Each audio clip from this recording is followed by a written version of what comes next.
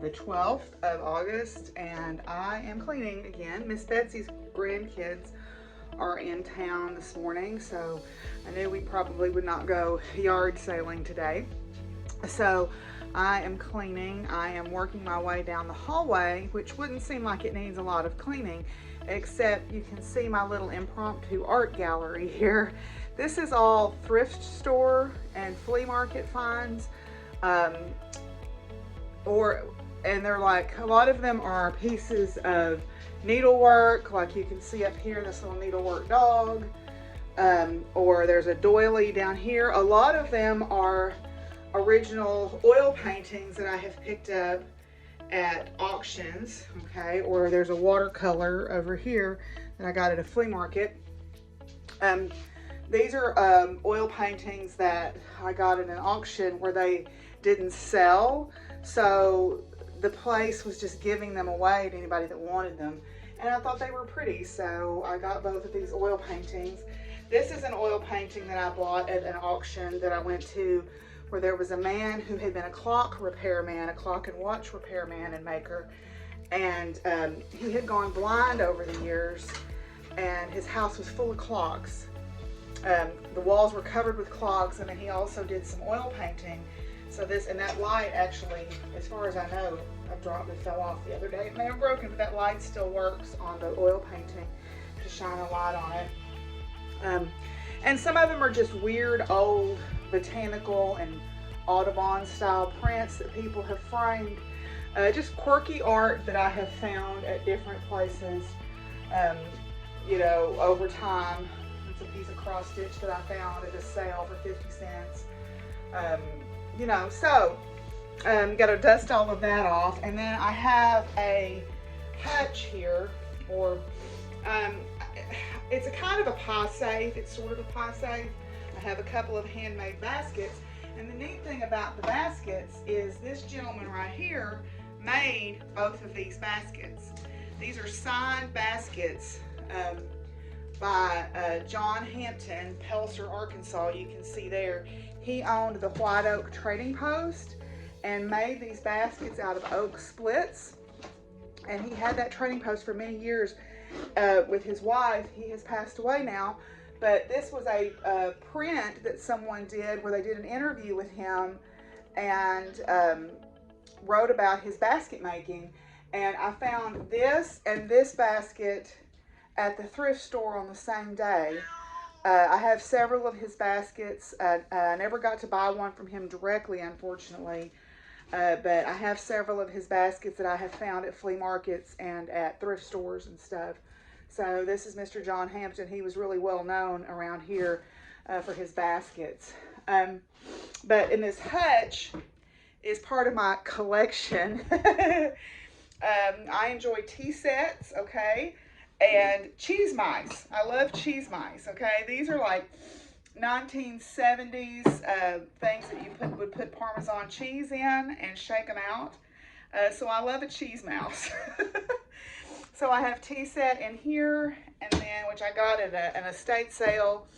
And then down here I have another tea set that I got at Bargains Galore a couple of years ago. And then I also have a set of china that I got at Goodwill that was Granny's china. This is this china is 1950s pattern by Homer Laughlin, and it was at Goodwill for $20. It's a service for $16 with the serving pieces. It doesn't have a coffee pot, but it has everything else. Am I ever going to have 16 people in my house? I don't know. But anyway, so, and then another thing that I have here in the hallway is this little wall quilt. I made this at Patchwork Place. This was a class I took at Patchwork Place in Norman, Oklahoma. You've heard me talk about that before. And I made this and gave this to my mom one year for her birthday. So it is applique. This is fusible web applique, and then I just blanket stitched around it. And then it's just a basic sort of 9-patch or 4-patch half square triangle block behind it. So yeah, I made that for my mom. So anyway, that's why you have to do a little bit more work in the hallway. I have a cedar chest here that as with most people's houses, any horizontal surface tends to accumulate stuff. So I am trying to clean off the horizontal surface of this cedar chest and just have the things on it that were supposed to be there, not just, oh, I need a place to sit this down. Anyway, so that's what I'm doing this morning, so I'll check back in with you guys in a little bit. Okay, well, I got done in the hallway. I'm waiting to mop all the floors until I'm completely done cleaning. So I've been, I finished up in there. I was listening to Neat and Not by the Sea with Victoria and Catherine, getting caught up with their podcast, and going through stuff and just kind of putting stuff away. And I found a couple of organizational things that my mom had in her desk that I'm going to clean up and repurpose and use here in my sewing room. So I'll show you all those. They're drying right now on the drying rack. But so I think I'm going to reward myself for getting a little bit more cleaning done by working on my manatee skirt here. I'm almost done with it. I've got the lining put in. I've got the front and back, you know, everything put together. I've got the waistband sewn on, and I finished the edges of it on my serger. So now I just need to sew down the waistband and put in the elastic, and it's done. This is a really simple pattern. It's very easy to follow. It's really well written. It's Tie-Dye Diva Patterns on Etsy. And it's the chocolate chip skirt. And I find it to be really versatile because you can lengthen it. You can, you know, do contrast, pocket patches, pocket backs. You can do all sorts of things with it. So I find it to be a really versatile pattern. It comes in a lined and unlined and a reversible skirt. I've never made a reversible one. I've made an unlined and a lined one. I prefer the lined ones because they seem to flow better when you're wearing them, especially if you're making them out of cotton. It gives it just a little bit more weight, so it flows better when you're wearing it. But anyway, so I think I'm gonna fix me something cool to drink, and I'm going to sew down my waistband and put the elastic in it, and it'll be ready to go. Okay, so here's one of the organizational things. My mom had this little, you know, spinny around thing, and it had, you know, little office supplies. I'm sure she got it, you know, some freebie thing that she had. But I thought, well, this would be great to put my scissors and my marking tools in. So I washed it out. I've got my fabric only scissors, my utility scissors, so paper, whatever, my pinking shears, and then I've got my tracing wheels, a marking pencil, and then and some tweezers. But I've also got a piece of some tailor's chalk in there too. So I thought that'd be a good use of that. Okay, so I thought I'd show you guys the fabric that I got yesterday at Bargains Galore on 64. I don't know a lot about these fabrics, but I just thought they were striking and they were the right price. So I thought I would get them. So the first one is, this is a piece of Waverly fabric. It's a heavy cotton. Okay, it's decorator fabric, but I think that would make a really cute skirt. I think it can make a cute long vest type thing. Like I have that one long vest that I made from Made for Mermaids patterns. Can make something like that. It would even make a cute pair of pants, I think. It's 54 inches wide, almost 56 inches wide, and there's 2 1/4 yards of it. So I've got some room to play around with this if I want to. And it's a nice heavyweight fabric. The next one is also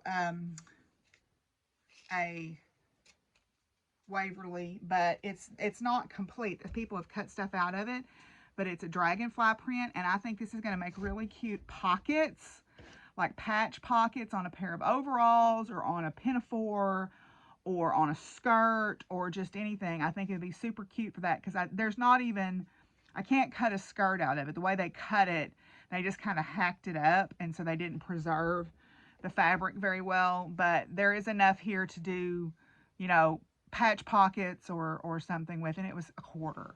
So, you know, you can't beat that. That other one was $1. Then I found this piece of cotton knit. It still had a tag on it from Bed Bath & Beyond Sewing and Knitting. I did not know they sold fabric at Bed Bath & Beyond, but whatever. It is a cotton, just jersey. It feels like a two-way stretch. So it would make a decent like top or a little simple skirt. There's about 2 yards, 2.5 yards of it, but I don't know if somebody started sewing on it or if this is the way it came from the factory, but there is a seam where they have sewed another piece on it here. So I don't know if that was intentional from the factory or if someone had started sewing on this. I don't know, but I thought it was super cute and it was 50 cents. So then the last one is probably my favorite one, and it's definitely the most unusual.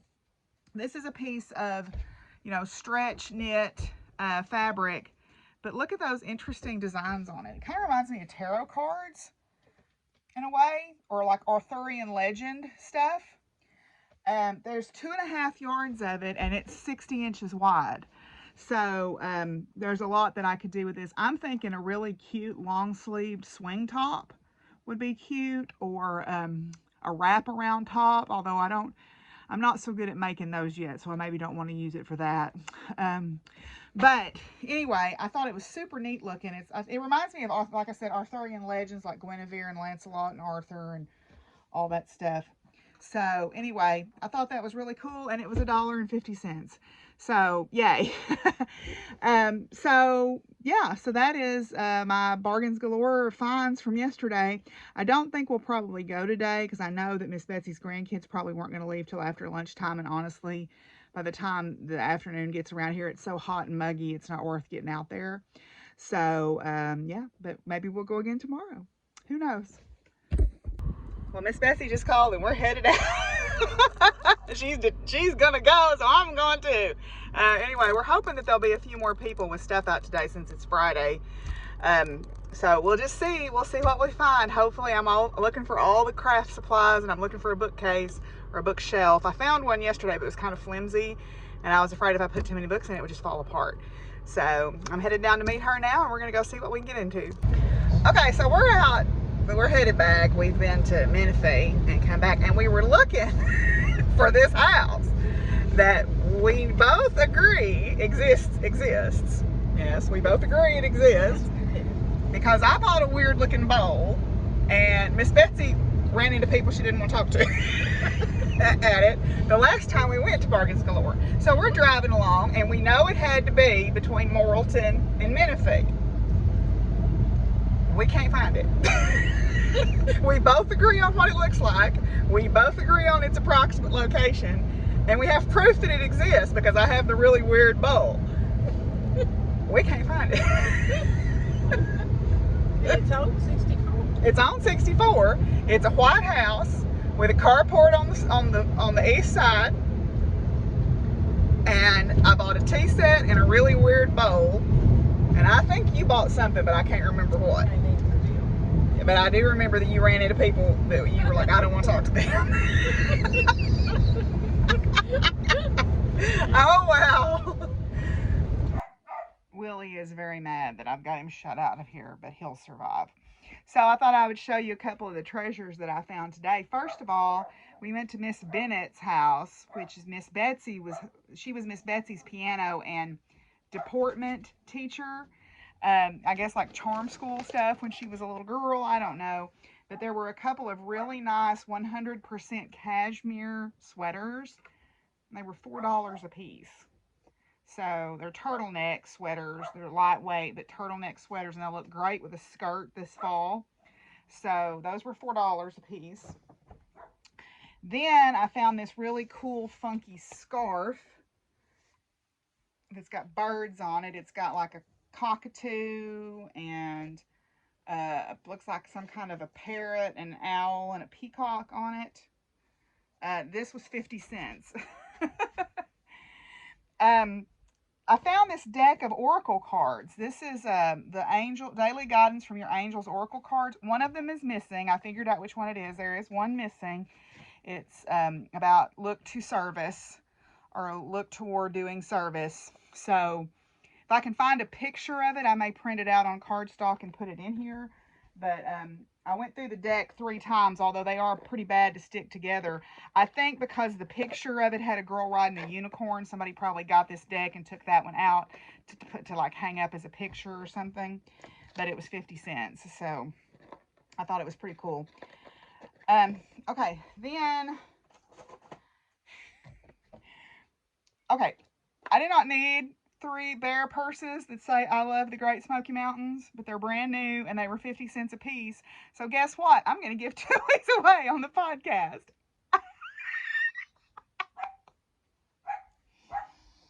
Oh, Lord.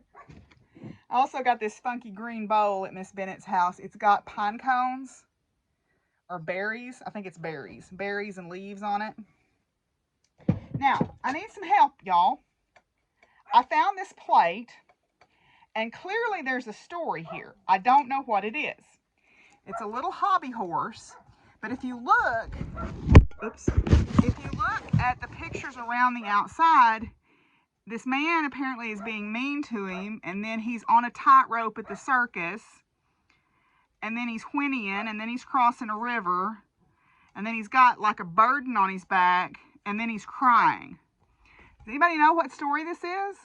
Ever heard of that? I don't know. I don't know what this is, but I thought I had to buy it because it was unusual. It was $1, so. Let's see.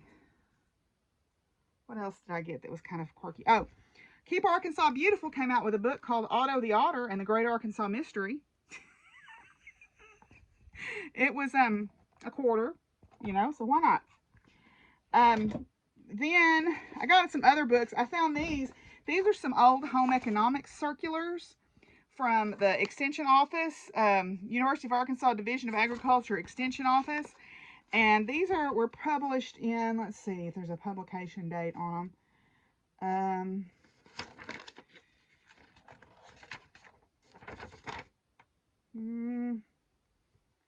I don't see one on there. It's circular number 502 revised. And then this one is jams, jellies, and preserves, and this is home cannings of fruits and vegetables. And let's see, I don't see any kind of publication date on it, but I could look up when Kenneth S. Bates was the director of the University of Arkansas Division of Agriculture and get some kind of an idea of when they were published. So, you know, for 10 cents a piece, I thought they were a pretty good deal. So, then I found another really cool book. It's called Fox's Dream. Okay, and this is a New York Times bestseller, best illustrated children's book. And it's, let's see, it looks like it's illustrated with woodcuts. Okay, like hand-colored woodcuts. And the fox is apparently going on a journey here. So, I thought that was kind of cool. I got some other books too, but I won't go into all of them. I did get this one. This is by Stella Luna Penduli, because I like Stella Luna. Then, another thing that I found, let me go over here and grab it.